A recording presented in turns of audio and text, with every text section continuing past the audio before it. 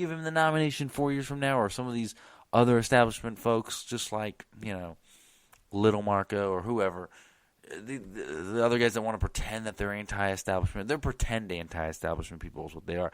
You give it to them, they buy into all the establishment stuff of you can't win this, they can't do this. They're not going to be aggressive like Donald Trump was. They're not going to have different polling methods like Donald Trump was, because Ted Cruz even pulled out a thing. I should have put this clip. Oh, it was so good. About from the debate, Ted Cruz said, "You're losing to Hillary Clinton in the polls, Donald." And Donald Trump goes, "Well, if I'm losing, if I can't beat her, then you're really going to get killed." I love that comment. And the main reason I'm saying about relating to this Ted Cruz, in my opinion on him, to the voice your conscience thing, because if these people who are anti-establishment pretenders like Ted Cruz don't get the message in their heart, they're never going to get it. You have to voice your opinion. You have to change the culture. And in order to change the culture, you have got to go out and voice your opinion. And wait till the COVID thing's over. Wait till they give the trophy to Biden and say, "Yay, it's over," and we can all go back to our, YMCA, churches, whatever, and do community stuff, our schools, and what. Voice your conscience then, because with big tech, I got some hate mail about big tech, That's not how the Constitution. You get freedom of speech. Well, first of all, no, you don't. The Constitution tells the government what to do. It says "we the people," and it doesn't say.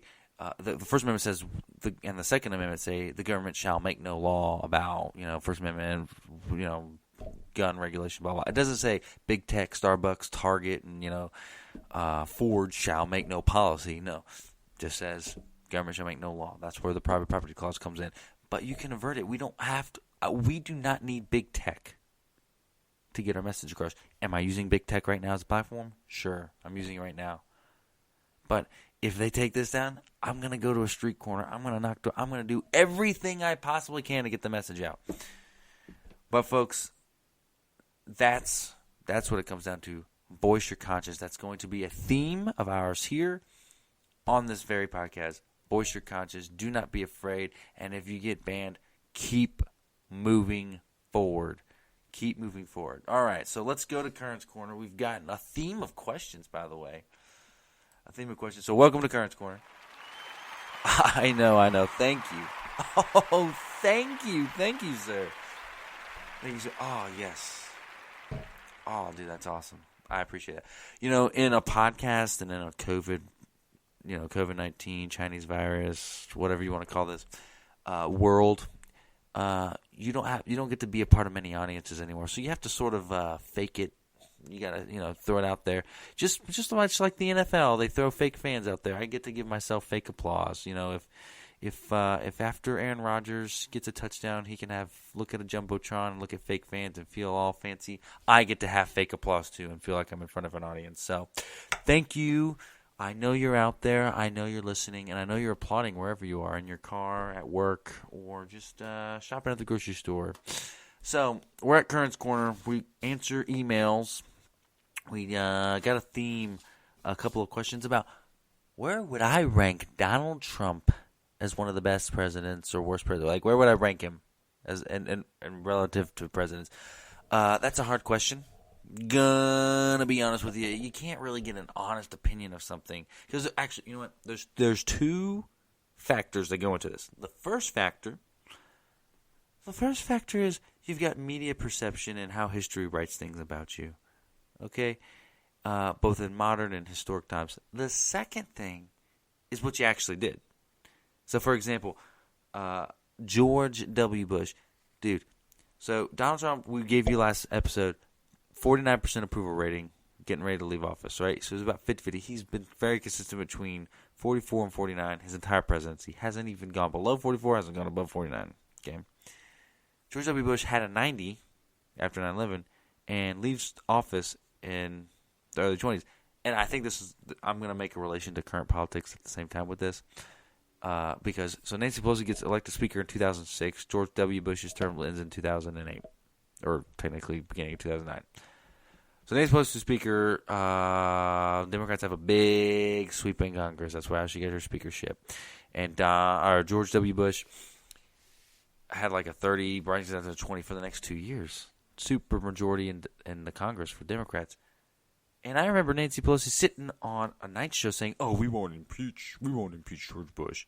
really, because he has a 20% approval rating, and he was getting ready to leave office. It was in his last 2 years. And here's Donald Trump with, like, literally double the approval rating of George W. Bush, and you guys have impeached him twice. So history will be judged based on impeachment approval ratings, perception of the time, policy going on, but it also be perceived on how you handle things post-presidency, as sad as that is. Because George Bush was hated, nobody liked him, financial crash, even John McCain kind of ran against him. And what's the perception of George Bush now? He's so sweet. He and Michelle Obama have developed this great, wonderful relationship. Oh, Lord, they are awesome. Oh, isn't it great that a former president and a former first lady of different parties can get along, but Donald Trump can't? Okay, so does that make George Bush a great president? Because there are things that I looked it up from the questions, and I hadn't looked at this in forever. There's actual, like, scholarly ways that people rank these. They've got like 27 things that they rank you on, and they concoct it the way they do the bowl college system in college football, CFP, college football playoffs, whatever. They you rank things like, what was their relation with Congress? Was he the first best president in relation to Congress, or was he the worst? Okay, and handling the economy, willing to take risks, executive appointments, blah blah blah. So you rank all those, and it comes with an overall outcome. And they rank Bush as like the 39th best president, so that'd be a really bad one. So there's media perception, there's what you actually did. Media perception is going to be horrible for Trump. If I had to make a prediction because he's going to have a very active post-presidency. If I had to make a prediction, active post-presidency, he's not going away. He might try to run for a second term. Which, by the way, with Grover Cleveland, they just lumped him both his. Grover Cleveland was the only president to have 2 inconsecutive terms. He was the 22nd and 24th president. They just lumped his together, but. So it's going to be how he reacts post-presidency, and then what he actually did. Okay, so like relations with Congress, Trump's pretty poor at that. Okay, I'm going to go through a couple of these and tell you. Trump's pretty poor with that. I mean, yeah, he got a policy achievement, tax cuts, and that's pretty much it. He didn't really even get along with Paul Ryan. He attacks people from his own party. Party leadership, he's about average. Sometimes you have to fight people in your party, but he wasn't like universally loved by establishment people and our own people.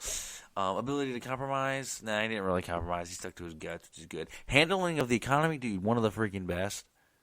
2% unemployment rate, lowest Hispanic and African American unemployment rate, unheard of. Executive ability, pretty poor. He was undercut the entire time by the establishment. It was kind of a rolling coup. Oh, what else do we got here? Foreign policy accomplishment, one of the best of all time. Probably, I would say, probably the third best. You have to give James Monroe, the 5th president of the United States, and the Monroe Doctrine, and FDR being able to MacGyver past World War II tops. Which, by the way, the only thing I really like FDR for. So those two would be Donald Trump. So I think Donald Trump has the third best foreign policy wise. I mean, I'm talking better than ending the Cold War, Ronald Reagan, because he had just a bunch of mini wins. He didn't start a new war. He pulls troops out. He somehow beats ISIS with less troops. We haven't had a domestic, like a Boston bombing since the president. We've been relatively safe. So, foreign policy-wise, a success. We haven't even talked about Kim Jong-un moving the embassy in Israel, relationship with Benjamin Netanyahu, NATO being effective and having other NATO members pay more in fees to NATO, and we don't have to take care of them. Reducing troops in Germany when we don't need troops in Germany to defend against Russia when Germany's working with Russia. I mean, things like that, making smart moves. Handling the economy and foreign policy accomplishments have been Donald Trump's strengths. I don't even need to get into all the economy stuff. Domestic accomplishments, pretty average. He didn't have like one. I mean, his most signature legislative thing was what? The economy and tax cuts, which is basically economy. That's legislative economy. Domestic accomplishments have just been in his executive branch, cutting red tape. That's it. Judicial appointments, yeah, he's been pretty good. So look, if I had to go compare him to like effective, this is basically an effectiveness test. So like on an effectiveness, like policy wise, yeah, he's pretty average. Okay, I don't rank him in the middle.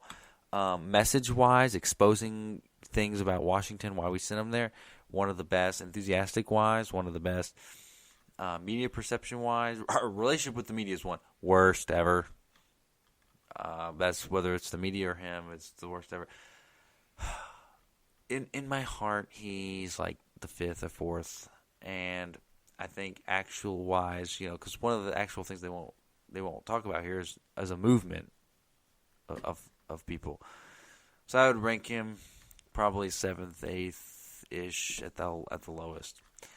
So that pretty much is that. I told you I'd get the 30 minutes. I got the 26 minutes. I got 4 minutes to spare. 4 minutes to spare. And don't forget, if you want more about Curran's Corner, go ahead and email me at rightmindedpodcast@gmail.com. That's rightmindedpodcast@gmail.com. Just if you have any questions, concerns, comments, theological insights, let me know, and we'll go about it again at the next Curran's Corner. Now, the next episode we will talk about, I'm just going to tell you right now, in addition to the news, we'll talk about the Supreme Court, the future of the Supreme Court under the Biden administration. I won't even give you any hints of what we'll talk about. I've been seeing some rumors around of what the Biden might do in addition to packing the court or not packing the court. What will they do? So we'll walk through those stories and get back with you, and we will see y'all. I'll end it here because that's pretty much where we're at. So I'll end it here, and we'll see y'all in a couple of days. Don't forget to give me 5 stars wherever you're at, whether you're on Spotify, Apple Podcasts, or what have you, and let your friends know. Post it everywhere you can. And don't forget, voice your conscience, folks. Voice your conscience. I'll see y'all in a couple of days.